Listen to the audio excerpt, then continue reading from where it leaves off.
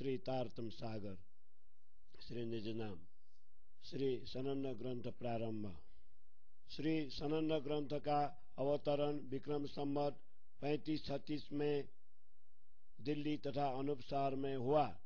कुरान के गुण रहस्यों का स्पष्टीकरण तथा भारत के तत्कालीन मुगल शासकों को इस्लाम धर्म एवं कुरान का रहस्य समझाने के लिए इस ग्रंथ का अवतरण हुआ। इसमें प्रारंभ के 3 प्रकरणों को छोड़कर 15 प्रकरण तक कलश हिंदुस्तानी के अनुरूप लिए गए हैं। इस ग्रंथ में कुल 42 प्रकरण एवं 1691 चौपाइयां हैं। इसकी भाषा हिंदी है। बीच में 2 प्रकरण अरबी भाषा में एवं 1 प्रकरण सिंधी भाषा में है। कुरान और हदीस ग्रंथों में साक्षात्कार की रात्रि सब ए मेराज का वर्णन किया है और उसकी महिमा भी बताई है। इसी रात्रि में पूर्ण ब्रह्म परमात्मा का साक्षात्कार होगा एवं ब्रह्म ज्ञान प्रकट होगा, ऐसा कहकर भविष्यवाणी भी की गई है। इसलिए सभी लोग इसी रात्रि की प्रतीक्षा कर रहे थे। श्री प्राणनाथ जी ने कुरान और हदीस ग्रंथों का प्रमाण देकर इस रात्रि के आने की बात की है। 1000 महीने से भी बड़ी इस महिमा शालिनी रात्रि लैलतुल कद्र में ब्रह्मधाम से ब्रह्मात्माएं ब्रह्म ज्ञान लेकर इस जगत में अवतरित होंगी। उनके प्रताप से लोग इस रात्रि का महत्व समझेंगे और परब्रह्म परमात्मा का साक्षात्कार करेंगे। इसी संदर्भ को व्यक्त करते हुए श्री प्राणनाथ जी कहते हैं, तुझे सब म्याराज को सब म्याराज में सब सो सब म्याराज जाहिर करी सो सब म्याराज देखसी अब। सभी लोग ब्रह्म साक्षात्कार की रात्रि को ढूंढते हैं क्योंकि इसी रात्रि में पूर्ण ब्रह्म परमात्मा की पहचान होती है। इसलिए अब सभी लोग इसी ब्रह्म साक्षात्कार की रात्रि में पूर्ण ब्रह्म परमात्मा का साक्षात दर्शन करेंगे। श्री किताब कुरान माफक सनंदे असराफिल ने आखिर में कुरान को गाया है, सो अपनी शरत पर जाहिर हुई हैं। जिनकी ये सनंदे दुल्हन किताब आसमानी हम नाजी फिरके में आखिर को मोहम्मद मेहदी ले उतरे हैं, सो शुरू हुई वास्ते रूह के। अक्षर ब्रह्म की जागृत बुद्धि इसराफिल फरिश्ता ने श्री प्राणनाथ जी आखिर मोहम्मद इमाम महदी के हृदय में विराज कर रसूल मोहम्मद साहिब के कथनानुसार अपने वचन के अनुरूप खुदा के आदेश से इसराफिल ने प्रकट होकर ब्रह्मात्माओं के लिए इस सनंद ग्रंथ आसमानी दुल्हन किताब के माध्यम से कुरान का स्पष्टीकरण किया है, जो इस प्रकार आरंभ होगा। सनंद पहली अल्लाह रसूल की। अल्लाह मुआबा मासुका सो खासी खसमा दिला तो नाम दराया रसूले आशिक अपना सला। आशिक कया अल्लाह को मासुक कया मोहम्मदा न जाए खोले मायने बिना इमाम एक शब्द। आए रसूले यूं कया काजी आवेगा खुद सोए पर फुरमान यूं के वही इन कोई के वे दोए। एक कया न जाओ ही दो भी कहिए क्यों कारा पहले जुदे जुदे बेले मायने मुसाफ इन परा। ऐसे मायने गुजा कही जिन गुजों में भी गुजा ये मायने अपने आप बिना और न कहूँ सुझा। फरमान लाए रसूला जिनमें अल्लाह कलाम सो भेजा मोमिनों परा अंदर गुजा लाम। ये जिन भेजा सो जा नहीं या जाने आया जिन पारा ये गुजा कसम मोमिन की बिना रसूल न कोई कादर। कसम लिखी हकीकत जो लो न पाई सोए टोलो असलो मोमिन को चैन जो कैसे होए। मायने न कुरान के जो लो न समझ आए, तो लो सोरुआ आपको मोमिन क्यों कहलाए। तो ली क्या आगुई थे रसूल अल्लाह कलाम, कर सिदायर मोमिनो आखिर आए इमाम। हकीकत फरमान की कौन सुनो सब मिला, नुरा कला आगे जाए के साफ करूं तुम्हें दिला। अब सो आखर आया उठ खड़े रहो, मुस्लिम पाक करो नुरा कले। खबर दूं कसम सबको प्यारी अपनी, जो है कुल की पाक। अब कहूँ भाषा में किन की, या में भाषा तो कई लाख। बोले जुदी सबन की और सबन का जुदा चलन, सब उरजे नाम जुदे धरा, पर मेरे तो के न सबन। बिना हिसाबे बोलिया मैंने सकल जहान, सबको सुगम जान के कहूँगे हिंदुस्तान। बड़ी भाषा यही भली जो सब में जाहिरा, करने पाक सबन को अंतर माहे बाहिर। अंतर माहे बाहिर। चौपाई 16 प्रकरण 1 चौपाई 6। सनन ग्रंथ को छाया हिंदी। श्यामाजी खासी रूह के दिल के स्वामी, कसम प्यारे परमात्मा अल्लाह मासूक है। पर ब्रह्म परमात्मा को श्यामाजी हृदय से प्रेम करती है। इसीलिए जब श्यामाजी सुरता रसूल मोहम्मद के रूप में दुनिया में आई, तब उन्होंने स्वयं को असल आशिक पर ब्रह्म के प्रेम के वास्तविक चाहक के रूप में अपना परिचय दिया। फिर कुरान में ही अन्य स्थानों पर अल्लाह को आशिक कहा है और मोहम्मद को मासूक कहा है। इन रहस्य के एक शब्द का भी स्पष्टीकरण सदगुरु इमाम के बिना कोई नहीं कर सकता। वस्तुतः परमात्मा मासूक प्रेम पात्र कहलाते हैं और आत्माएं आशिक प्रेम करने वाली कहलाती है। किंतु जब आत्माएं सुरता रूप में खेल में आई, तब उनको जागृत करने के लिए स्वयं पर आत्मा आवेश रूप में आए। इसलिए इस खेल में पर आत्मा आशिक कहलाए और श्यामाजी तथा आत्माएं मासूक कहलाई। इस रहस्य को सदगुरु के ज्ञान तारतम्य के बिना स्पष्ट नहीं किया जा सकता। इसलिए कुरान को कुंवारी कहा गया था। श्री प्राणनाथ जी ने इस दुरूह रहस्य को स्पष्ट कर उसे आसमानी दुल्हन बना दिया। रसूल मोहम्मद ने इस संसार में आकर यह भी कहा था कि अंतिम घड़ी आखिरी क़यामत के समय में स्वयं परमात्मा न्यायाधीश काजी बनकर आएंगे। कुरान में यह भी कहा है कि इन दोनों को अलग मत समझना, अर्थात स्वयं पूर्ण ब्रह्म परमात्मा तथा उनका संदेश लेकर संसार को न्याय दिलाने के लिए आई हुई उनकी आवेश शक्ति दोनों एक ही है। इन्हें अलग नहीं समझना चाहिए। ये दोनों एक ही है ऐसे भी कह नहीं सकते और अलग अलग है ऐसे भी कैसे कहा जाए। पूर्ण ब्रह्म की शक्ति उनकी परिचायिका बनकर अलग अलग समय में आई है। इसीलिए मूलतः ब्रह्म धाम में एक होते हुए भी खेल में अलग अलग जैसी लगती है। वस्तुतः ब्रह्म धाम में एक ही है। इस खेल में आने पर उनसे भिन्न जैसे लगते हैं। खेल समाप्त होने पर पुनः ब्रह्म धाम में एक ही रहेंगे। इस प्रकार कुरान का रहस्य आने वाले न्यायाधीश पर निर्भर करता है। कुरान में ऐसे कई गुण रहस्य है।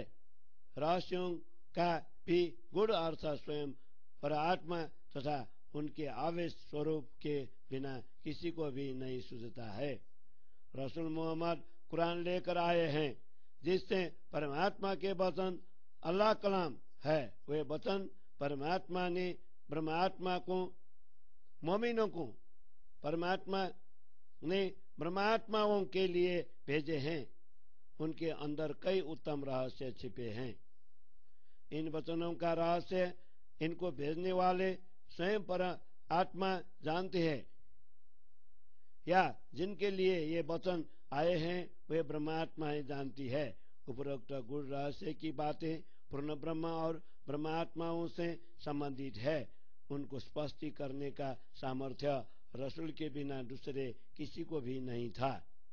परमात्मा के भेजे हुए वचन का रहस्य जब तक समझ नहीं पाती तब तक असली ब्रह्मात्माओं को कैसे शांति चैन का अनुभव होगा। कुरान के ये रहस्य जब तक समझ में नहीं आते तब तक आत्माएं स्वयं को ब्रह्मात्माएं कैसे कह पाएंगी। रसूल मोहम्मद ने कुरान में पहले से ही लिखा था कि आखिर कयामत के समय में इमाम सदगुरु ब्रह्मश्रेष्ठी के बीच प्रकट होकर इन रहस्य को स्पष्ट करेंगे। अब आप सब मिलकर सुने, मैं कुरान का यथार्थ हकीकत प्रकट कर रहा हूँ। अक्षर ब्रह्म की जागृत बुद्धि नूर अक्ला के द्वारा आप सबके हृदय को निर्मल कर देता हूँ। हे मुसलमान बंधुओं, उठो, खड़े हो जाओ। अब वही अंतिम समय कयामत की घड़ी आ गया है। अक्षर की जागृत बुद्धि नूर अक्ला द्वारा निर्मल बनाकर तुम्हें परब्रह्म परमात्मा खसम की पहचान करवाता हूँ। सबको अपने अपने कुल देश में प्रचलित भाषा अच्छी लगती है। अब मैं कौन सी भाषा में बात करूं? संसार में तो लाखों भाषाएं हैं। संसार में सबकी भाषाएं अलग अलग है और उनकी रीति चाल चलन भी अलग अलग है। इस प्रकार सब अलग अलग नामों में उलझे हुए हैं, किंतु मुझे तो सबके लिए कहना है। समस्त संसार में असंख्य भाषाएं हैं, किंतु इन सभी भाषाओं में से सबके लिए सुगम समझकर मुझे हिंदी भाषा हिंदुस्तानी में अपनी बात कहनी है। यही भाषा सुंदर और बड़ी है। सभी स्थानों में इसका प्रचलन है, इसलिए इसके द्वारा सभी को बाहर और भीतर से पवित्र करना है। यही भाषा सुंदर और बड़ी है। सभी स्थानों में इसका प्रचलन है, इसलिए इसके द्वारा सभी को बाहर और भीतर से पवित्र करना है। इसलिए इसके द्वारा सभी को बाहर और भीतर से पवित्र करना है। चौपाई 16 प्रकरण 1 चौपाई 16। बोलो श्री प्राणनाथ प्यारे की जय। सनंदा आरबी की कलाम आरबी हक रसूल ना फाल कसीदे कलम लाकिन माए आरफों मिनहुम हिंदा मुस्लिम। इसमें हिंदा मुस्लिम अन्ना कलिम सिदक मा कलम अन्ना किदब मा कुम इंदा कलमा हक। अल्लाह जी मुस्लिम असलु अन्ना हवा मरा कुम अन्ना हाकी हकाइया असलु लीना इमाम इलम लाकिल हिंदा मुस्लिम अन्ना कालिमो हिंदा कलाम अन्ना कुल्ला सवा सवा अन्ना हुरम इमाम अन्ना हुरम इमाम हिंदा कलाम जिद्दा हवा ना लागिल हिंदा मुस्लिम अल्लाह जी सिदक यकीन हुआ हक रसूल कदम बेन कुरान मकतूब अल्लाह जी रसूल कबल जा आ मेहदी कलम लिसान लुगत बदल वाहिद लिसान वाहिद लुगत अल्लाह जी सही स्मा उलगवर बेन हिम इमाम लुकनत लिसान लुगत ला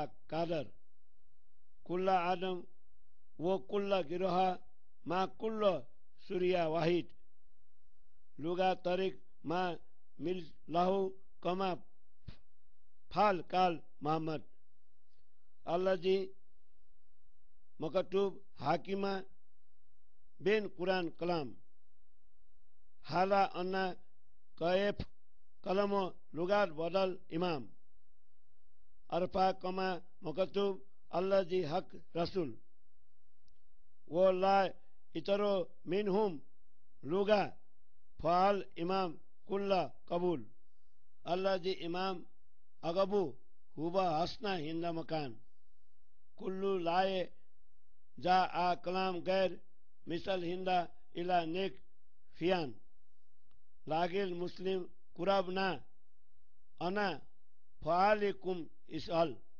अन्ना कलाम कुम बाल यालिक एकून कुम दिन सुगल।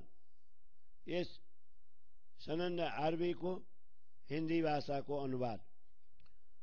बोली अरबी सच है रसूल की करके सखियों के कहता हो, लेकिन नहीं समझेंगी इनमें हिंद के मुसलमान। सुनो हिंद के मुसलमानों, मैं कहूँगी सच ना कहूँगी मैं झूठा, जो तुम्हारे पास वचन साचा। जो कोई मुस्लिम असल है, मेरा बहुत प्यारा तुमसो है। मैं कहूँ बातें असल की, साथ मेरे इमाम का ज्ञान है। खातर हिंद के मुसलमानों के मैं कहूँ हिंद भी बोली, मुझको सब बराबर है। मैं हो औरत इमाम की, हिंद की बोली अधिक प्यारी है मुझे।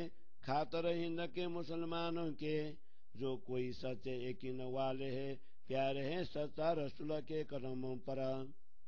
दरमियान कुरान के लिखा है, जो कि रसूल आगे ही थे, आए के मेहदी कहेगा जुबान बोल और एक जुबान एक बोल, जो कुछ चीज आसमान जमीन में है। दरमियान इन्हों के इमाम मेहदी तोतला जुबान और वचन में असमर्थ है। सारे आदमी और सब उम्मत जो कोई है, सबकी राह एक है। बोलना राह नहीं है उन जैसा, ऐसा जाहिर कया रसूल ने। जो कि लिखा है ऐसा दरमियान कुरान के वचन, अब मैं क्यों कर कहूँ वचन बिना इमाम। शब्द जैसा कोई लिखा है, जो साचे रसूल ने कदी न जावे। इनमें से एक बोल किए कि ये इमाम ने सब कबूला।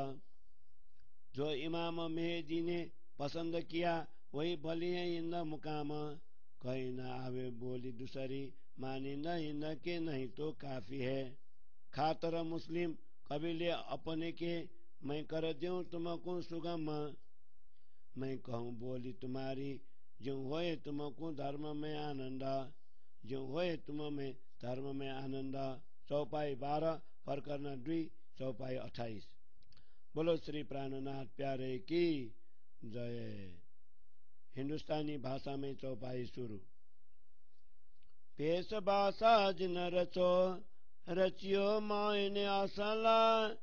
भय रोशन जोत रसूल की, अब खुले मायने सकला। लिए मायने ऊपर के, इति दिन इन जहान। मूल मायने पाए बिना, सुधना पड़ी ब्रजहान। करना सारा एक रसा, हिंदू मुसलमान। रोका सबका भान के, सबका कहूँगी ज्ञान। पहले सब दिखाइए, जो समझे सब कोये। मत सब न की दिखाइए, जो एक रस सब होए। मैं देखे सब खेल में, पंथ पहले दर्शन। देखी सका बंदगी सबकी, जैसा एक न सबना। ये जिमी सब छोड़ के, जिता आए में जी मोहम्मद। सो बलि जिमी भाषा बलि, इता हद में वो सी बेहदा। ये दिन इन हुकुमे जुदे जुदे के लाए। सोए हुकुम इमाम का, अवले तो सब मिलाए। ये दिन इन हुकुमे जुदे जुदे के लाए। सोए हुकुम इमाम का, अवले तो सब मिलाए। अवले तो सब मिलाए। चौपाई 7 प्रकरण 3 चौपाई 35। बोलो श्री प्राणनाथ प्यारे की जय। सनंद ग्रंथ को प्रकरण 3 को हिंदी छाया। केवल भेष और भाषा में मत उलझो, अपितु गुड अर्थ पर ध्यान दो। तारतम ज्ञान के द्वारा रसूल की ज्योति, रसूल द्वारा प्रतिपादित कुरान प्रकाशित हो गई है। अब उसके सभी गुड अर्थ स्पष्ट हो गए हैं। आज तक संसार के लोगों ने कुरान का बाह्य अर्थ ही ग्रहण किया है। मूल अर्थ को समझे बिना लाभ हानि का ज्ञान किसी को भी नहीं हुआ। हिंदू तथा मुसलमान सबको एक रस, एक ही परब्रह्म परमात्मा के प्रति समर्पित करना है और सबके संशयों को दूर कर सबको परब्रह्म का ज्ञान कहना समझाना है। सभी धर्म संप्रदायों का मार्ग दिखाना है ताकि सब लोग समझ सके। सबके मत मतांतर को भी स्पष्ट कर देना है जिससे सब एक रस हो जाए। मैंने इस मायावी खेल में विभिन्न संप्रदायों तथा मत मतांतरों को देखा है। जैसा उन सब का विश्वास है तथा जिस प्रकार वे अपने इष्ट के प्रति प्रेम एवं निष्ठा रखते हैं उनको भी परखा है। इस विशाल धरती में अन्य स्थानों को छोड़कर जिस भारत भूमि में निजानंद स्वामी महादी मोहम्मद आए हैं वह भूमि सर्वश्रेष्ठ है तथा इसकी भाषा हिंदी हिंदुस्तानी भी बड़ी सुंदर है। यहीं से संसार के जीवों को कर्मकांड की सीमाओं से ऊपर उठाकर अखंड धाम में मुक्ति दी जाएगी।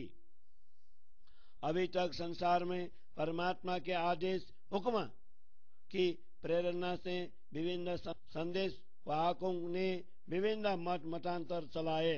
अब सदगुरु इमाम के आदेश से मैं सबको एक सूत्र में पिरोने का प्रयत्न कर रहा हूँ। अब सदगुरु के आदेश से मैं सबको एक सूत्र में पिरोने का प्रयत्न कर रहा हूँ। अभी तक संसार में परमात्मा के आदेश की प्रेरणा से विभिन्न संदेश वाहकों ने विभिन्न मत मतांतर चलाए। अब सदगुरु के आदेश से मैं सबको एक सूत्र में पिरोने का प्रयत्न कर रहा हूँ। मैं सबको एक सूत्र में पिरोने का प्रयत्न कर रहा हूँ। चौपाई 7 प्रकरण 3 चौपाई 35। बोलो श्री प्राणनाथ प्यारे की जय।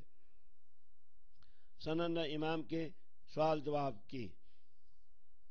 सुनियो बानी मोमिनो हुती जागमा खाटा शोभित कहूँ तुमको उड़जासी गफलता।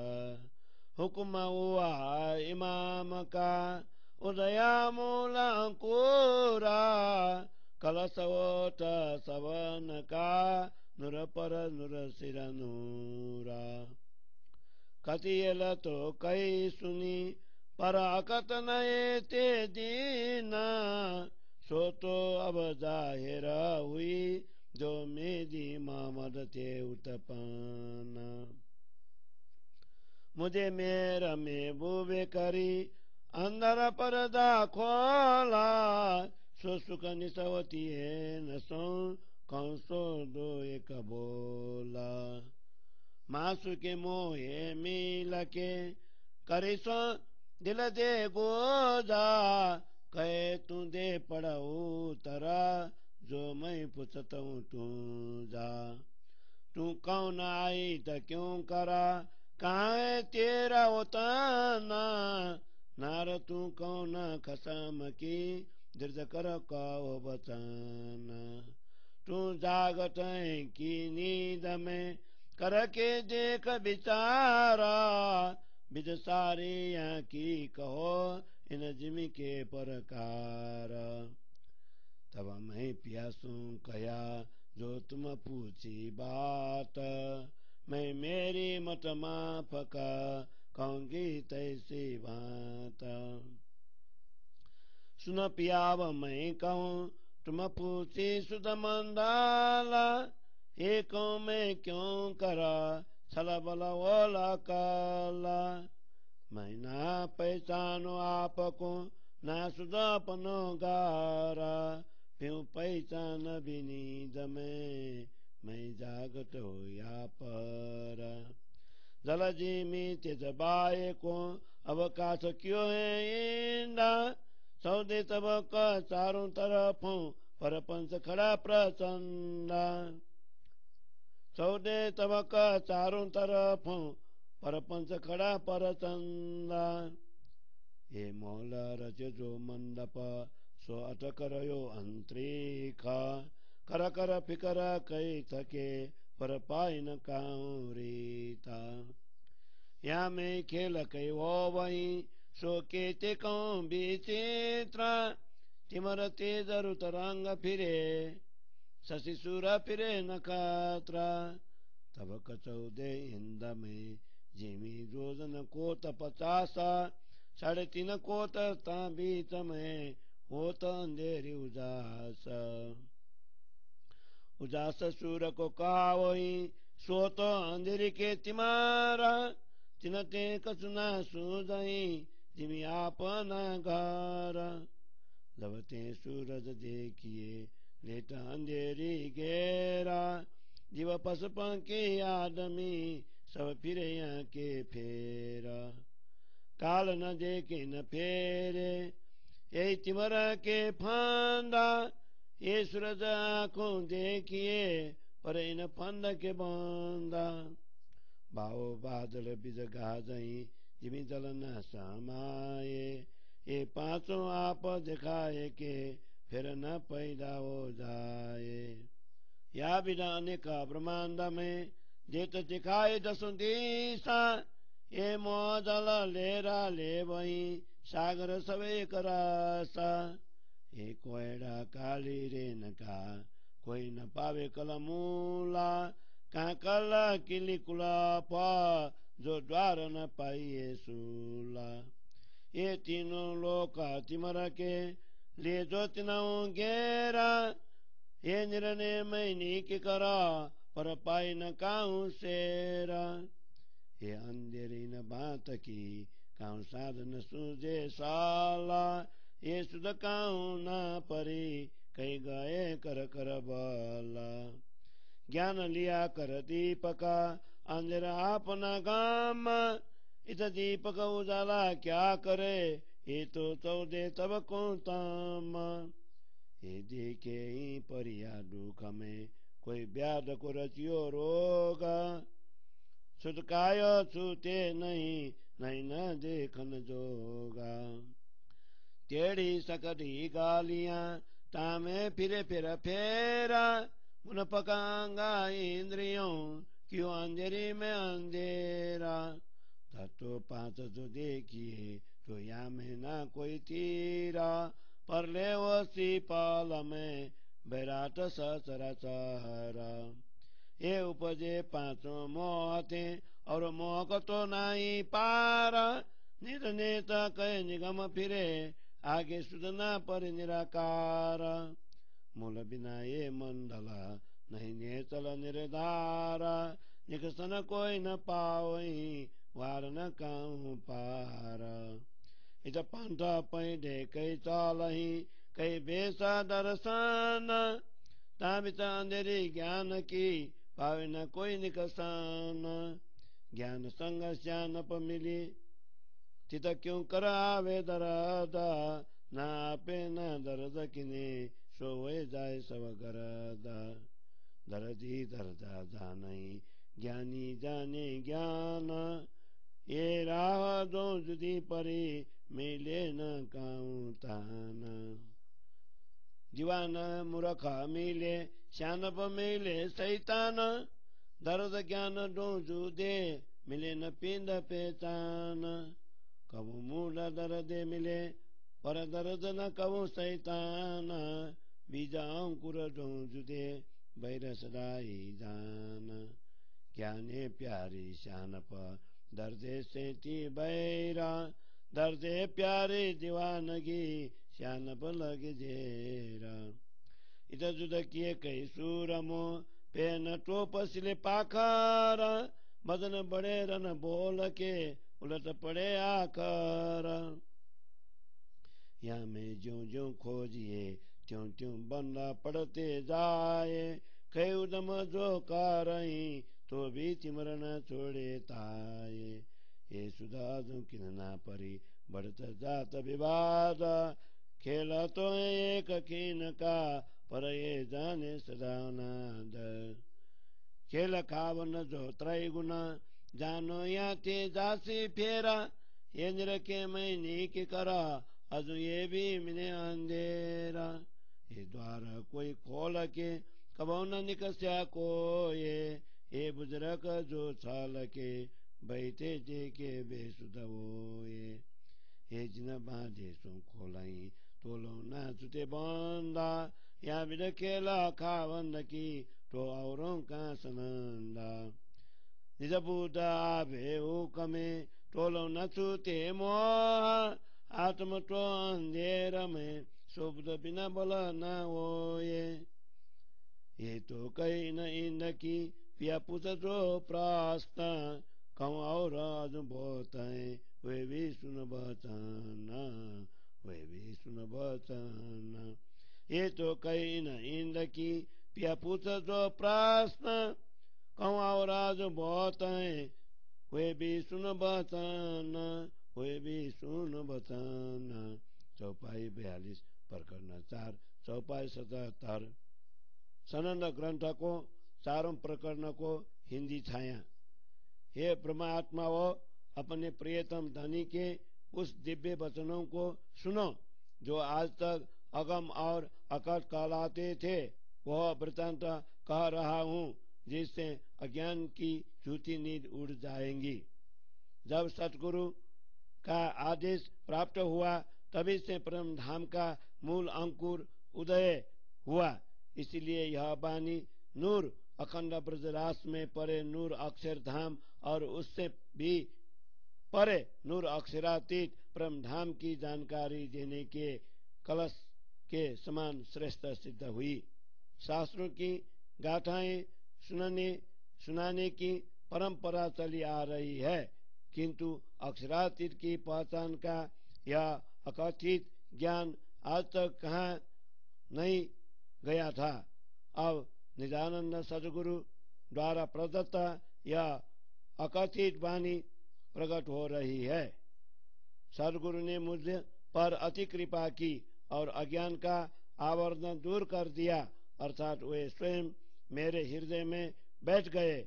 इससे मुझे जो आनंद प्राप्त हुआ उसमें से थोड़ा सा मैं अपने मूल संबंधी परमात्माओं के लिए कहता हूँ। सदगुरु ने मेरे हृदय में बैठकर अपने दिल के गुह्य रहस्य खोलकर बता दिए। उस समय श्री कृष्ण जी ने उनसे कहा था कि मैं जो पूछता हूँ तुम उसका उत्तर दो। तुम कौन हो, इस जगत में तुम्हारा कैसा आना हुआ, तुम्हारा मूल घर कहाँ है, तुम्हारे स्वामी कौन है, अर्थात तुम किसकी अर्धांगिनी हो। दृढ़ता पूर्वक इस प्रश्न का उत्तर दो।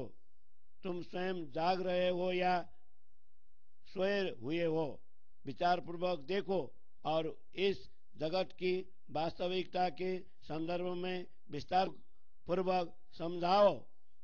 तब सदगुरु ने प्रियतम धनी से इस प्रकार कहा, आपने मुझे जो कुछ पूछा है मैं अपनी सीमित बुद्धि के अनुसार उसी रूप में उसका वर्णन कर रहा हूँ। हे धामधनी आप सुने, अब मैं कहता हूँ आपने इस जगत को बात पूछी है, उसका वर्णन मैं कैसे करूँ। यह तो छल बल और कुटिलता से बुद्धि का हरण करने वाला है। मैं स्वयं अपने को नहीं पहचानता हूँ, मुझे अपने घर की शुद्धि भी नहीं है, मुझे अपने प्रियतम धनी की पहचान भी अज्ञान रूपी नींद में ही है। इस प्रकार मैं जागृत हूँ। पृथ्वी जल तेज वायु आकाश इन पांचों तत्वों से इस ब्रह्मांड की रचना हुई है। 14 लोकों के सब ओर इन्हें 5 तत्वों के महाप्रपंच का ही विस्तार दिखाई देता है। सृष्टि का यह महल एक विशाल मंडप की भांति रचा गया है और यह अंतरिक्ष में अटका हुआ है। कई ऋषि महर्षि इस विषय पर अन्वेषण करते करते थक गए, किंतु किसी ने भी इस रचना की रीति को नहीं समझा। इस जगत में कई प्रकार के खेल हो रहे हैं, उनकी विचित्रता वर्णन कहाँ तक करूं। यहाँ पर सूर्य चंद्रमा तथा नक्षत्रगण तारे आदि भी अपनी अपनी परिधि में घूम रहे हैं, जिससे रात तिमिर दिन तेज अथवा ऋतुएं रंग बदलती है। ब्रह्मांड के 14 लोक में से पृथ्वी का व्यास 50 करोड़ योजन का है। उनमें से मात्र 3.5 करोड़ योजन में ही सूर्योदय तथा सूर्यास्त के कारण दिन और रात, अंधेरा और उजाला हुआ करते हैं। यहाँ पर सूर्य का जो प्रकाश कहलाता है, वस्तुतः वह तो अज्ञान रूपी अंधकार ही है, क्योंकि उससे यह झूठी जिमी माया स्वयं आत्मा और आत्मा का घर परम धाम किसी की भी पहचान नहीं होती। जब सूर्योदय होता है तब तो अज्ञानता का अंधकार और भी प्रगाढ़ हो जाता है, क्योंकि सूर्योदय होने पर सारे जीव, पशु, पंछी, मनुष्य आदि सभी इस अज्ञान के चक्र में घूमते हुए व्यस्त दिखाई देते हैं। माया के इस चक्र में पड़ने पर व्यतीत हो रहे समय की शुद्धि नहीं रहती, इसलिए इसे अज्ञान का फंदा कहा गया है। सूर्य के प्रकाश को आंखों से तो देखते हैं, किंतु माया के इन बंधनों में सभी बंध जाते हैं। वायु के प्रभाव, बादल की गर्जना एवं बिजली की चमक के साथ घनघोर वर्षा होती है, जिसका जल पृथ्वी पर समा नहीं पाता। पृथ्वी, जल, तेज, वायु और आकाश, ये पांचों तत्व अपनी अपनी शक्ति दिखाकर इस प्रकार अदृश्य होते हैं, मानो फिर कभी पैदा ही नहीं होंगे। इस प्रकार ब्रह्मांड की 10 दिशाओं में ऐसे अनेक प्रकार के परिवर्तन दिखाई देते हैं। इस मोहसागर में भांति भांति की लहरें उठती रहती है और सभी एक रस होकर इसी सागर में समा जाती है। यह मायावी जगत काली रात्रि के कुहरे के समान उलझनों से भरा हुआ है। मूल प्रेम धाम की बातें किसी को भी ज्ञान नहीं है। जब पार का द्वार ही नहीं मिल रहा है तो ताले और चाबी की जानकारी की तो बात ही क्या रही। स्वर्ग, मृत्यु और पाताल, ये तीनों लोग अज्ञान से उत्पन्न हुए हैं और इनमें अज्ञान का अंधकार ही छाया हुआ है। इनमें मैंने भली प्रकार से विचार करके देखा है, किंतु इस से निकलने के लिए कहीं कोई मार्ग ही दिखाई नहीं दिया। यह अंधकार इस प्रकार फैला हुआ है कि कहीं भी इसका किनारा तथा इससे बाहर निकलने का मार्ग सूझता नहीं है। कई लोग प्रयत्न करते हुए चले गए, किंतु किसी को भी इसका रहस्य ज्ञात नहीं हुआ। यहाँ पर सभी लोग दीपक का सा ज्ञान लेकर परब्रह्म परमात्मा को खोजने के लिए निकलते हैं। जब इन 14 लोकों में ही अज्ञान रूपी अंधकार छाया हुआ है तो टिमटिमाते दीपक की सी उनकी ज्ञान ज्योति क्या करेंगी, अर्थात परब्रह्म को कैसे पहचान पाएंगी। इस माया को देखते ही लोग दुख में पड़ जाते हैं। यह रचना ही ऐसा है कि मानो रोग और व्याधियों का ही यह घर हो। फिर यह माया छुड़ाने से भी नहीं छूटती, इसलिए यह सर्वथा देखने योग्य नहीं है। यहाँ पर कर्म, उपासना एवं ज्ञान की गलियां टेढ़ी सकरी है। उनमें प्रवृत्ति जीव बारंबार जन्म मृत्यु के चक्र में घूमता रहता है। गुण, पक्ष, अंग, इंद्रियां सब की सब एक दूसरे को अंधकारपूर्ण विषयों की ओर प्रेरित करती है। वस्तुतः विचार पूर्वक देखा जाए तो इस पांचों तत्वों में से किसी में भी स्थिरता नहीं है। इस विराट ब्रह्मांड के चल अचल सभी पदार्थ पल भर में ही प्रलय होकर मिट जाते हैं। ये सब पांचों तत्व मोह से ही उत्पन्न हुए हैं और मोह तत्व का तो कोई पारावार ही नहीं होता।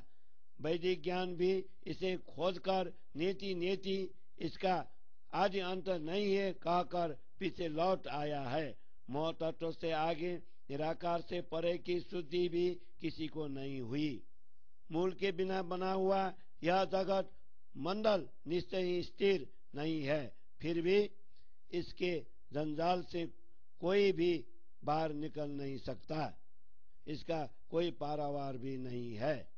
इस जगत में अनेक धर्म संप्रदाय और मत मतांतर पंथ पेड़े अपने अपने वेश और सिद्धांतों को लेकर चलते हैं, परंतु सबके अंदर मोहयुक्त ज्ञान का आवरण छाया हुआ होने से कोई भी इस जगत से निकलकर मुक्त नहीं हो सकता। बाह्य ज्ञान के साथ बुद्धि की चतुरता आ जाने से परमात्मा के वियोग की पीड़ा का अनुभव कैसे हो पाएगा? किसी को स्वयं ही पहचान न हो और न ही परमात्मा के विरह की पीड़ा का अनुभव हो तो ऐसा ज्ञान धूल के समान उड़ जाता है। प्रेमी व्यक्ति प्रेम को महत्व देता है। परमात्मा के विरह की वेदना से पीड़ित व्यक्ति इसी विरह वेदना को ही महत्व देता है और ज्ञानी व्यक्ति ज्ञान को महत्व देता है। ये दोनों मार्ग अलग अलग है, दोनों की सुर और ताल कभी नहीं मिलती। प्रेम में पागल बना हुआ व्यक्ति मूर्ख जैसा दिख सकता है और बुद्धि से चतुर व्यक्ति शैतान जैसा दिख सकता है। इस प्रकार विरही एवं ज्ञानी दोनों भिन्न भिन्न है, मात्र देह से इनकी पहचान नहीं होती। कभी कभी मूर्ख व्यक्ति भी विरह वेदना से पीड़ित हो सकता है, किंतु शैतान के मन में कभी भी विरह वेदना उत्पन्न नहीं हो सकती। इन दोनों के बीच और अंकुर अलग अलग है, सदा से ही इनमें शत्रुता रही है। ज्ञानी को चतुराई अच्छी लगती है, वह विरह के साथ शत्रुता रखता है। विरही को पागलपन अच्छा लगता है, चतुराई उसे विष तुल्य लगती है। कई ऋषि मुनियों तथा साधकों ने सुरता दिखाते हुए त्याग, शील, संतोष, क्षमा आदि सद्गुणों का कवच पहनकर जगत की इन झूठी मान्यताओं के विरुद्ध युद्ध किया। अहम ब्रह्मास्मि जैसे बड़े बड़े वचन भी कहे, किंतु माया पर विजय प्राप्त किए बिना ही उन्हें वापस लौट जाना पड़ा। इस संसार में माया के बंधन से छूटने के लिए जैसे जैसे खोज करते हैं वैसे वैसे और बंधन में पड़ते चले जाते हैं। अनेक प्रयत्न करने पर भी माया का अंधकार उनसे नहीं छूटता है। इस संसार में अभी तक किसी को भी परमात्मा की स्तुति नहीं हुई। इस विषय में परस्पर वाद विवाद ही बढ़ता गया। वस्तुतः यह खेल तो क्षण मात्र का ही है, किंतु सबको यही प्रतीत होती है कि यह तो सदा रहने वाला अनादि है। सामान्य लोगों की मान्यता है कि इस संसार के स्वामी त्रिगुणाधिपति ब्रह्मा विष्णु महेश की उपासना से जन्म मृत्यु का चक्र छूट जाएगा, परंतु मैंने यह भली भांति परख लिया कि ये तीनों भी अभी तक अज्ञान रूप अंधकार में ही है। अखंड का द्वार खोलकर कभी भी कोई आगे नहीं निकला है। इस मायावी विश्व में बड़े कहलाने वाले त्रिदेव को भी माया में भी बेसुध होकर बैठे हुए पाया। जिसने माया के ये बंधन बांधे हैं वह अक्षर ब्रह्म ही इस फंदे को खोल सकता है। तब तक इस बंधनों से कोई भी नहीं छूट सकता जब इस विश्व के कर्णधार त्रिदेव की भी ऐसी दशा है तो अन्य सामान्य साधकों की बात ही क्या की जाए। परब्रह्म परमात्मा की आज्ञा से जब तक अक्षर ब्रह्म की जागृत बुद्धि तारतम्य ज्ञान इस जगत में आकर ज्ञान का प्रकाश नहीं फैलाएंगी, तब तक मोह के बंधन से कोई छूट नहीं पाएगा। यह आत्मा तो अज्ञान रूपी अंधकार में भटक रही है। बुद्ध जी की जागृत बुद्धि के बिना किसी की भी आत्मा दृष्टि नहीं खुल सकती। हे धनी, आपने जो पूछा है उनमें से मैंने संसार की वास्तविकता कही है।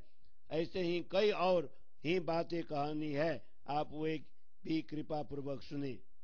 और भी बातें कहानी है, आप वे भी कृपा पूर्वक सुने। हे धनी, आपने जो पूछा है उनमें से मैंने संसार की वास्तविकता कही है। ऐसे ही कई और भी बातें कहानी है, आप वे भी कृपा पूर्वक सुने। आप वे भी कृपा पूर्वक सुने। चौपाई 42 प्रकरण 4 चौपाई 77। बोलो श्री प्राणनाथ प्यारे की जय।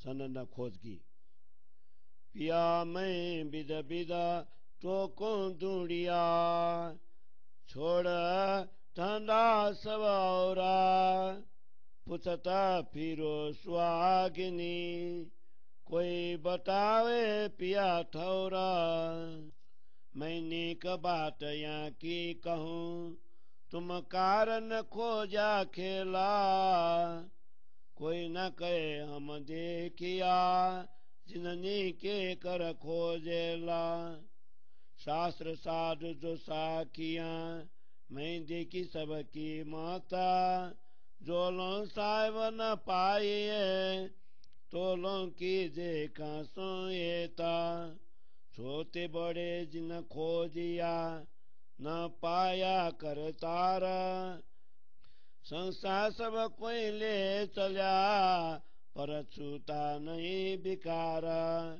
ये झूठा थल कथन काऊ न किसी की गामा का वतन का खसमा कौन जिमी कौन हम ये देखी बाजी छलकी तो उलती रीता इनमें सीधा दौड़ के कोई न निकस्या जीता मैं देखा दिल विचार के चित सो अर्थ लगाए इस मंडल में आत्मा सल्यान कोई जगाए मेहनत तो बहुत करी है निस खोज विचारा तिन भी थल छूता नहीं गए हाथ पटक सिर मारा मुआदिक के आदलों जेती उपजी स्रष्टा तिन सारों ने यों कया जो कि न देखा दृष्टा बरना बरनों खोजिया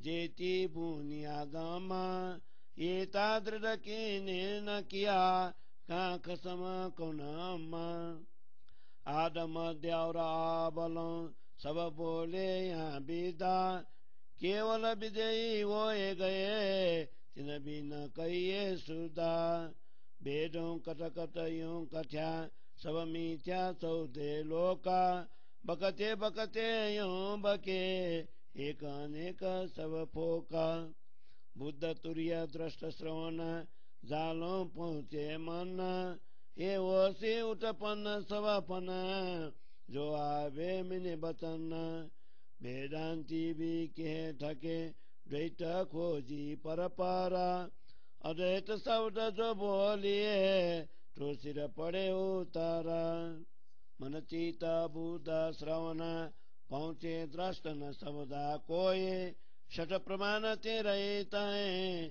स्वदृत कैसे होए द्वैत आदि अद्वैत के सब द्वैत को विस्तारा छोड़ द्वैत आगे बचन किने न कियो निर्धारा ये अलख किने न लखी आदैते अकला ऐसे निराकार निरंजन व्यापर ही सकला चेतन व्यापी व्याप में सो फिर आवे जाए जड़ को चेतन ये करे चेतन को मुरझाए ऊपर तले मह बायरा दस दिशा सब ये छोड़ यहाँ को कोई ना कहे ठौर कसम का जेया जो कछु कहिए बात ने सो सब मीने गफलाता ना स्वरूप ना काऊ वतना तो क्यों कर जाइए तीता पेड़ काले किन ना देखी सब छाया में रहे उलझाए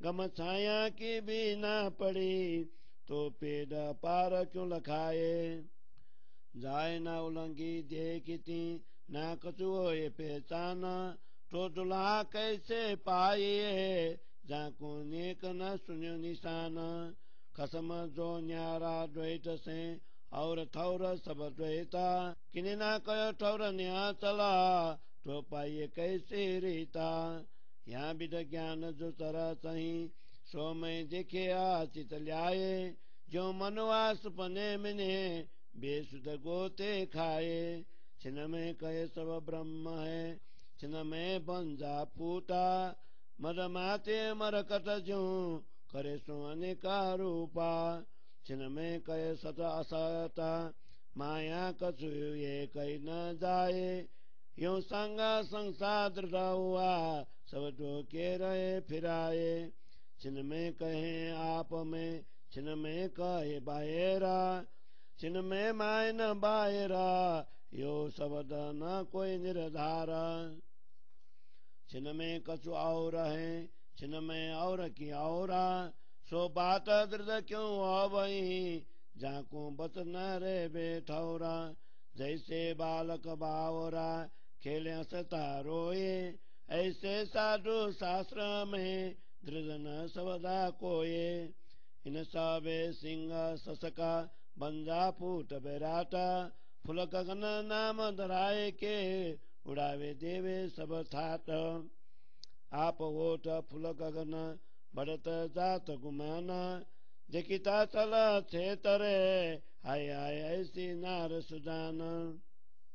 कोई ना पर के छाल को, जिन छल में है आपा, तो न्यारा कसम जो छाल थे, सो क्यों पाइए साख्याता। अटक रहे सब ईतहीं, आगे शब्द न पावे सेरा, ये खोजे सब द्वैत में, वो तो अद्वैत लो अंधेरा। ये मतभेद वेदांत की, शास्त्र सब ये ज्ञान, सो साधु लेकर दौड़ई, आगे मोन देवे जाना। एक खेल सारा कुदरती, फिराया फिरस्तों फेरा, ये इंदा गोलक बीच में, गृद गबलत की अंधेरा। कुदरत को माया कई, गबलत मोह अंधेरा, या विद सौदे तवा को, कया फिरस्ती का मन फेरा। ये खेल सारा सुन का, फिर मने मन फेरा, ये इंदा गोलक बीच में, यहाँ की मोटा तो सो फेरा। शब्द जो सारे मोहलों, इकलवा न निकस्या पारा, खोज खोज ताई शब्द को, फिर पड़े अंधारा। केतिक बुजुर्ग कहा वही, सो यही सुन को चाहे, सो गले सब तई, आगे न निकसे पाए। फिरे जहाँ से नारायण, नाम धराया निगम, सुन पार न ले सके, हटके कया गम। सुन की विदा केती कहूँ, ये इंदा जहाँ के आधारा, नेत नेत के फिरे, निगम को अगम पारा। अब नेक तो भी कहूँ, सुन मंडल की सुधा, जहाँ को कोई न ओलंगे, अगम अगाध या विदा। इतना ही तातो गुण निर्गुण, पक नहीं परमान, अंग न इंद्रिय जान न आवन, लख नहीं निर्माण। इत आद अंत न थिर चरा, नर न कोई नारा, अंधेर न कछु उजाला, न निराकार आकार। जिमि जल न बाय अग्नि, न शब्द सो आसमान, न कछु ज्योति रूप रंगा, नहीं नाम थाम कोई बान। न जीव कर्म न काल कोई, गंध नहीं बल ज्ञान, चिशंकर बीज गले, जो कावे सदा परवान। बीज ब्रीक न कमल कफल, भंग न कछु अभंगा, मुआदि का ये सुनना, बीच स्वरूप या संगा। तब कचौदे ख्वाब के, यहाँ को पहले नीड निदान, नीड के पार जो खसामा, सोए क्यों कर करे पहचान। एक ख्वाबी दम सब नीदलों, तम नीदे के आधारा, जो कड़ी आगे बल करे, तो गले नीदे में निराकारा। जिन्हों जैसा खोजिया, सब बोले बुद्ध माफका, मैं देखे सबद सवन के, सो गए जार मुख बका। ये पुकार खोजी सुन के, हट रहे पीछे पाए, पार सुध किन ना परे, ये सब इतनी रहे उर्धाए। या में जो बुजुर्ग हुए, सो शीतल भय न भाता, ना सुध चल ना पार की, यूं गले सुन ले स्वांता। यहाँ विदतो भय नास्ता, सो नास्ता जानो जिन्ना, सारा शब्द में देख के, ले सुंदर कर मन्ना। जिन जानो पाया नहीं है पावन हार प्रवान, सो छिपे न छाल थे, वहाँ के मिले न का सुनताना। सो तो प्रेमी छिप रहे, वहाँ को होए गयो सब तुच्छा, खेले पिया के प्रेम में और भूल गए सब कुछा। सूरत न बाकी छाल में वहीं तरफ उजासा, प्रेम में मगन भये ताय होए गयो सब नासा। प्रेमी तो नीचे छिपे उन मुख बोल न जाए, शब्द करी जो नहीं कसे सो ज्ञानी क्यों समझाए। शब्द जो सीधे प्रेम के शास्त्र तो श्यान पछल्ला, यहाँ भी कोई न समझे बात पड़ी है बल्ला। ये जो साधु शास्त्र पुकारही सो तो सुनता है संसार, पर गुजा किनौ न पाइया सोई शब्द है पार। देखे सारे शास्त्र सो तो गोरख धंधा, मुलकाड़ी पाए बिना देखते ही अंधा। ऐसा तो कोई ना मिला जो तो पार प्रकाशा, मगन पिया के प्रेम में पीछान ज्ञान उजासा। जो कोई ऐसा मिले सो देवे सब सुधा, मायने गुज बताए के कहे वतन की विधा। शब्द सारे विराट के बोलता गमा गम, कोई ना कहे रसुल बिना जो खुदा पे आए हम। ये नबी जाहिर कया मैं पार से आया रसुल्ला, खुद की सुध सब लिया निंद्रा न मेरा मुल्ला। मैं कारज खसम के ले आया फुरमान, आकर इमाम आवसी तब मैं भी संग सुबान। मैं आया हुकुम हाकिम का पर आवेगा हाकिम, कर सीखा जा सबन की तब संग आकर हम। ये फुरमान तब बातसी इमाम आवसी दबा, लिखिया जो इशारते सब जारो सी तब। काजी कजा करके देसी पर्दा उड़ाए, पर्दा उड़े सब उड़से लेसी क़यामत उठाए। कसम सुधा सब दे वही गुज बतावे कुरान, बातें कहे सबन के पैगंबर परवान। ये शब्द तो जाहिर कहे पर आया न किनो यकीन, तो लागे सब थाल को हिंदू या मुसलमान।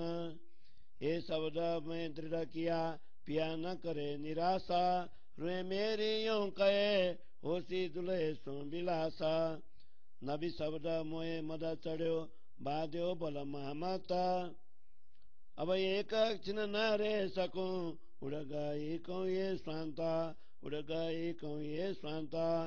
नबी शब्द मोए मद चढ़ो बाध्यो बल श्री महामता, अब एक क्षण न रह सकूं उड़ गई कहूँ ये स्वांता, उड़ गई कहूँ ये स्वांता। चौपाई 72 प्रकरण 5 चौपाई 149। बोलो श्री प्राणनाथ प्यारे की जय। सनंदा ग्रंथ को 5वें प्रकरण को हिंदी छाया। हे प्रियतम धनी, मैंने सब कार्य व्यवहार छोड़कर अनेक प्रकार से आपको ढूंढा।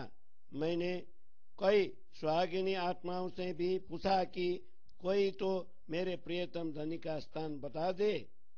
इन जूते खेल में आपको प्राप्त करने के लिए मैंने जिस प्रकार खोज की उसके बारे में थोड़ा सा बताऊं। यहाँ पर जिन लोगों ने भी भली भांति परमात्मा की खोज की, उनमें से किसी ने भी यह नहीं बताया कि हमें परमात्मा साक्षात्कार हुआ है। शास्त्रों के वचन, संतों की वाणी और साचियों को मैंने भली भांति देखा सुना, परंतु जब तक अपने धनी का मिलन न हो तब तक किनके साथ स्नेह रखा जाए। सामान्य जन से लेकर बड़े बड़े ऋषि महर्षियों ने भी खोज की, किंतु किसी ने भी सृष्टि के नियंता परमात्मा को नहीं पाया। सब लोग इस विषय में संदेह करते हुए गए, परंतु किसी के भी विकार दूर नहीं हुए। यह छल स्वरूप झूठा संसार बड़ा कठिन है। कोई भी इसके रहस्य को समझ नहीं पाया कि मेरा घर कहाँ है, मेरा स्वामी कहाँ है और कौन है, यह जगत क्या है एवं हम स्वयं कौन है। मैंने जगत के ये छल कपट पूर्ण खेल देखे। छल की तो रीति ही उल्टी होती है। छल रूपी इस दुनिया में सीधा चलकर कोई भी कभी विजय नहीं हुआ है। मैंने विचार पूर्वक देखा, शास्त्रों के गहन अर्थों को भी ग्रहण किया। इस दुनिया में अपनी आत्मा को जागृत कर कोई भी पार नहीं पहुंच पाया। पूर्ण ब्रह्म परमात्मा को प्राप्त करने के लिए कई साधकों ने कठिन साधनाएं की, रात दिन विचार पूर्वक खोजा, किंतु उन लोगों से भी माया का यह छल नहीं छूटा। अंत में वे भी हाथ पटकते एवं सिर पीटते हुए चले गए। मोह आदि तत्वों की उत्पत्ति से लेकर आज तक इस ब्रह्मांड में जितनी सृष्टि हुई है, उन सब लोगों ने भी ऐसा ही कहा कि इस सृष्टि के नियंता परमात्मा को किसी ने भी नहीं देखा। संसार में जितने भी वर्ण तथा प्रथम मनुष्य की संतान है, उन सब ने परमात्मा को खोजा, परंतु किसी ने भी निश्चय पूर्वक यह नहीं बताया कि परब्रह्म परमात्मा कहाँ रहते हैं और हम कौन हैं। सृष्टि रचना के आरंभ से लेकर आज तक ज्ञानी ध्यानी सब लोग यही कहते गए, कितने विजयी भी हो गए, किंतु किसी ने भी परम तत्व की स्पष्ट सूची नहीं दी। वेदों ने भी बहुत कुछ कहते हुए यह तथ्य बताया कि 14 लोकों में विस्तृत यह जगत मिथ्या है। इस बात को दोहराते हुए उन्होंने पुनः पुनः यही कहा कि एक ब्रह्म परब्रह्म परमात्मा के अतिरिक्त अन्य सब कुछ असत्य अस्तित्वहीन है।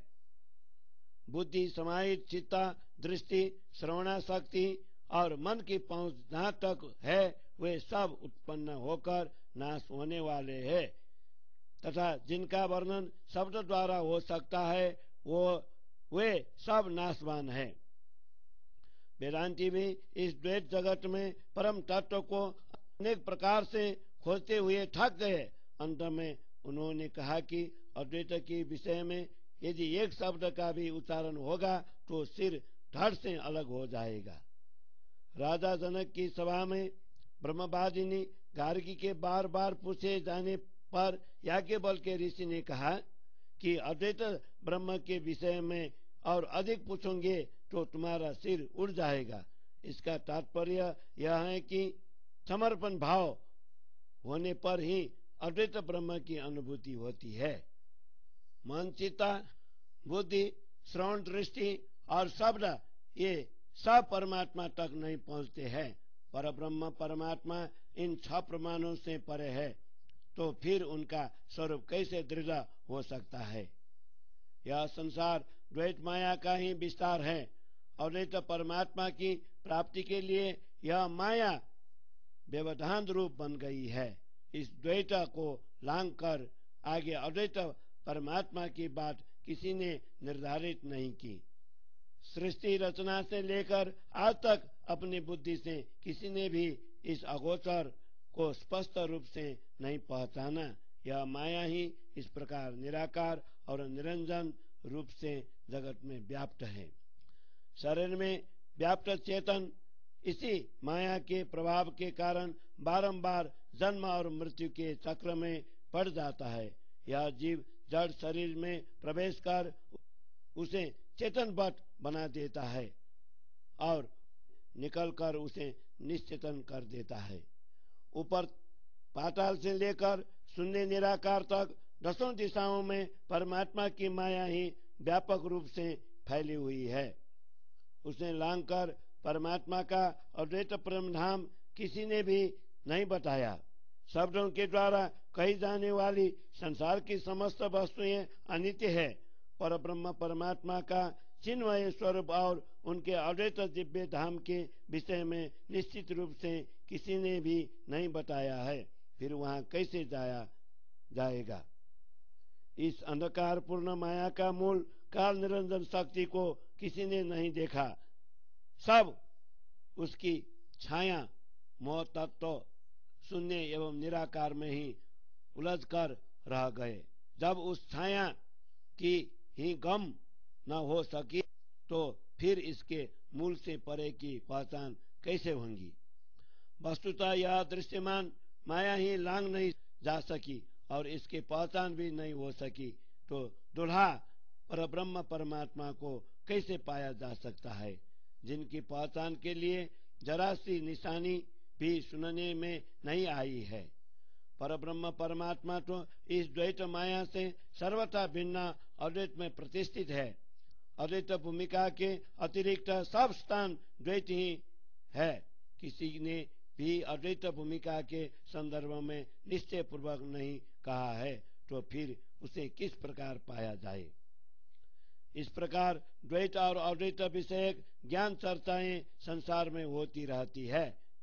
उनको भी मैंने ध्यान पूर्वक सुना। जैसे मन स्वप्न में गोटा खाता रहता है, उसी प्रकार माया विज्ञान लेकर चर्चा करने वाले लोग भी बेसुध होकर माया में ही गोती खाते रहते हैं। वेद की महावाक्यों अहम ब्रह्मस्मि तत्वमसि सर्व खलविदम ब्रह्म अय आत्म ब्रह्म आदि को यथार्थ न जानने वाले तथा कथित विद्वान एक क्षण में तो यह कहते हैं कि यह सब कुछ ब्रह्म रूप है, दूसरे क्षण कहते हैं कि यह माया से उत्पन्न जगत बाज के पुत्र जैसा अभाव मात्र है, इसका अस्तित्व ही नहीं है। अवेद्या में रत ये लोग ऐसे विपरीत बातें कहते हुए मदोन्मत्त बंदर की भांति अनेक रूप धारण करते हैं। वे एक क्षण में तो संसार को सत्य बताते हैं और दूसरे क्षण में उसे असत्य कहते हैं। फिर ऐसा भी कहते हैं कि इस माया के विषय में स्पष्ट रूप से कुछ कहा नहीं जा सकता। इस प्रकार लोगों ने मन में संदेह दृढ़ होता गया, जिसके कारण सभी लोग धोखे में चक्कर काट रहे हैं। वे कभी तो परब्रह्म परमात्मा को अपने अंतर में विराजमान बताते हैं और दूसरे क्षण कहते हैं कि ब्रह्म इस पिंड से बाहर है। फिर क्षण के अंदर ही कहते हैं कि ब्रह्म न तो पिंड में है और न ही ब्रह्मांड में, वह तो बाहर भीतर कहीं भी नहीं है। इस प्रकार इनके मत निश्चित नहीं है। एक क्षण के अंदर एक बात करते हैं तो दूसरे क्षण और ही बात करते हैं। उनकी बातों में दृढ़ता कैसे होंगी, जिनके वचन ही स्थिर नहीं है। जैसे छोटे बच्चे तथा जीवाने लोग क्षण में खेलते हैं, क्षण में हंसते हैं और क्षण में रोते भी है, उनमें कोई स्थिरता नहीं होती। वैसे ही अपरिपक्व बुद्धि वाले साधु शास्त्र वचनों में उलझे हैं, इनकी किसी भी शब्द में दृढ़ता नहीं है। वेदांत मत के अनुसार यह संसार खरगोश के सिंह, बाज स्त्र की पुत्र और आकाश के फूल की भांति अस्तित्व रहित है। ऐसा कहकर वे समस्त जगत के वैभवों को क्षण भर में नकार देते हैं। इस प्रकार वे स्वयं आकाश के पुष्प की भांति अपना ही अस्तित्व मिटाते हैं, फिर भी उनमें अल्प ज्ञान का अभिमान बढ़ता जाता है। देखते ही देखते यह छलवती माया सभी को ठग रही है। हाय, यह माया कितनी चतुर और सुजान है। जिन छल रूपिणी माया में वे स्वयं है, उस माया को भी कोई नहीं पहचान पाया तो माया से न्यारे परब्रह्म परमात्मा का साक्षात्कार कैसे हो पाएगा। सब लोग इसी माया में अटके हुए हैं, इससे परे का ज्ञान मार्ग उन्हें नहीं मिला। ये सब लोग इसी द्वैत संसार में ही परमात्मा को खोजते हैं। वस्तुतः अद्वैत पर्यंत माया का ही अंधेरा छाया हुआ है। वेद वेदांत का भी यही मत है। सब शास्त्रों का ज्ञान भी यही कहता है। इसी सीमित ज्ञान को लेकर साधुजन आगे बढ़ने का प्रयत्न करते हैं, किंतु मोहता तो उन्हें आगे जाने नहीं देगा। यह सारा खेल प्रकृति द्वारा रचित है। इसी प्रकृति ने सब देवी देवताओं को भी भ्रमित किया है। इस गोलाकार ब्रह्मांड के चारों ओर मोह अज्ञान रूपी अंधकार फैला हुआ है। प्रकृति को माया कहा गया है और मोह का अंधकार अज्ञान कहलाता है। इस प्रकार 14 लोकों का विस्तार हुआ है, जिसमें भगवान विष्णु का मन चारों ओर व्याप्त है। शून्य मंडल के इस खेल में इसी मन में पूरी दुनिया का मन रमन करता है। यह गोलाकार ब्रह्मांड बीच में है और इनके चारों ओर मोह तत्वों का विस्तार है। सांसारिक ज्ञान के शब्दों की पहुंच मोह तत्व पर्यंत ही सीमित है। शब्द का एक लव मात्र भी उससे आगे निकल नहीं पाया। तथापि ज्ञानी जन उसी अपरा विद्या के शब्दों के द्वारा पर ब्रह्म को खोजकर बारंबार अंधकार में पड़ जाते हैं। ज्ञानी कहलाने वाले कितने साधक शून्य की चाहना रखते हैं। ऐसे लोग शून्य में ही विलीन हो जाते हैं, इसमें आगे नहीं निकल पाते। भगवान नारायण के श्वास भी इसी शून्य निराकार तक पहुंचकर लौट आए और उन्होंने अपना नाम निगम रखा। शून्य के पार न पहुंचने के कारण वेदों ने परमात्मा को अगम, जहां पहुंच नहीं जा सकता, कह दिया। इस शून्य मंडल का विस्तार कितना बताया जाए। समस्त ब्रह्मांड का आधार ही वही है। वेदों ने भी उसे नेति नेति, इसका अंत नहीं है, ऐसा कहकर उसे अगम एवं अपार बताया। फिर भी अगम में एवं अपार कहे जाने वाले शून्य मंडल का थोड़ा सा परिचय तो करवा दूं। वो इसलिए अगम्य या अगाध है कि आज तक कोई भी उसे लांघ कर उस पार नहीं जा सका। उस शून्य मंडल में न कोई तत्व है, न गुण है, न ही यह निर्गुण है। इसका कोई पक्ष आकार विशेष भी नहीं है, न इसके अंग इंद्रियां है, न ही इनमें आना जाना होता है। इसलिए इसकी पहचान निश्चित नहीं होती। इस शून्य मंडल का आदि अंत भी नहीं है। इसे स्थिर या चलायमान भी नहीं कहा जा सकता। इसे नर या नारी, पुरुष या प्रकृति कुछ भी नहीं कह सकते। न यह अंधेरा है, न ही उजाला है। इस प्रकार यह साकार या निराकार दोनों ही को नहीं है। यह शून्य मंडल में पृथ्वी, जल, वायु, आकाश तथा स्वयं ध्वनि कुछ भी नहीं है। उसकी ज्योति रूप, रंग, नाम, स्थान या शब्द कुछ भी नहीं है। न वहाँ जीवन है, न कर्म है, न ही कोई काल है। वहाँ सुगंध भी नहीं है, शक्ति भी नहीं है और ज्ञान भी नहीं है। सर्वदा प्रमाणभूत अमर कहे जाने वाले तीर्थंकर भी वहाँ विलय हो जाते हैं। वहाँ पर बीज भी नहीं, वृक्ष भी नहीं एवं फल भी नहीं है। न कोई वस्तु वहाँ मिटती हुई दिखाई देती है और न ही सदा अखंड रहती है। मोह तत्व तक इसी शून्य मंडल का विस्तार है। इसके साथ भगवान नारायण प्रकट हुए हैं। यह 14 लोग स्वप्न के हैं। इनका मूल निश्चय ही निज है। परब्रह्म परमात्मा इस स्वप्न से परे हैं। इसलिए स्वप्न का जीव उन्हें कैसे पहचान पाएगा। इन सांसारिक जीवों का मूल आधार निद्रा ही है और इनकी पहुंच भी वही तक की है। यदि कोई जीव उससे आगे बढ़ने के लिए किसी भी प्रकार से प्रयास कर भी ले तो भी उसी निद्रा रूप निराकार में ही विलीन हो जाता है। जिन लोगों ने जैसी खोज की उन्होंने अपनी बुद्धि के अनुसार उतना ही कह दिया। जिन्होंने अपनी वाणी में जैसा कहा उन सब के शब्दों में को मैंने उसी रूप में परखा। साधकों ने उनकी पुकार सुनकर उसमें आगे जाने की अपेक्षा अपने पैर पीछे खींच लिए। इसलिए निराकार के परे ही शुद्धि किसी को न हुई। वे सब इसी मोह में उलझ रहे हैं। इनमें जो विशेष ज्ञानी कहलाए हैं वे भी शून्य निराकार के कथन से शांत हो गए हैं। उन्हें न इस छल कपट वाली माया की ही पहचान हुई और न ही छल के पार अक्षर तथा अक्षरातीत की पहचान हुई। इसलिए वे शांत होकर शून्य में ही विलीन हो गए।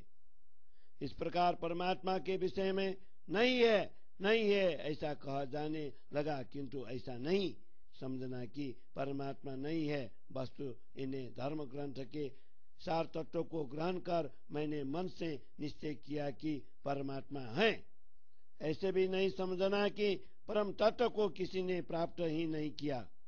उस तत्व को यथार्थ रूप से पाने वाला भी इस संसार में है, किंतु वे सब इस छल छद्म रूप माया से छिप कर रहते हैं उनकी सुरतान किसी से नहीं मिलती। परमात्मा के ऐसे प्रेमी भक्त छल प्रपंचपूर्ण विश्व की दृष्टि से छिपे रहते हैं। उनके लिए सारी सांसारिक वस्तुएं सर्वथा तुच्छ है। वे तो अपने पिया के प्रेम में निमग्न रहकर अपना सर्वस्व भूल जाते हैं। ऐसे प्रेमी भक्त की सुरता संसार में न रहकर अपने प्रियतम के प्रकाश से प्रकाशित रहती है। वह तो अपने प्रियतम के प्रेम में ही विभोर रहता है। भौतिक वैभव उसके लिए कोई महत्व नहीं रखते। वस्तुतः जो परमात्मा के प्रेमी है वे तो कहीं एकांत छिपकर ही रहते हैं। उनके मुख से किसी भी शब्द का उच्चारण नहीं होता। यदि उनके मुख से कभी कोई शब्द निकल भी जाए तो ज्ञानी लोग उस शब्दों का मर्म कैसे जान सकते हैं। प्रेम के शब्द बहुत सीधे साधे होते हैं, किंतु शास्त्रकारों और ज्ञानी जनों के शब्दों में चतुराई होती है। इस प्रकार शास्त्रों का गुण रहस्य कोई समझ नहीं पाया, जिससे ब्रह्म ज्ञान के संदर्भ में उलझने बनी रही। ऐसे संत महात्मा जिस प्रकार शास्त्रों का अर्थ करते हैं उसी को सारा संसार सुनता है, किंतु उनका गुण रहस्य किसी ने प्राप्त नहीं किया।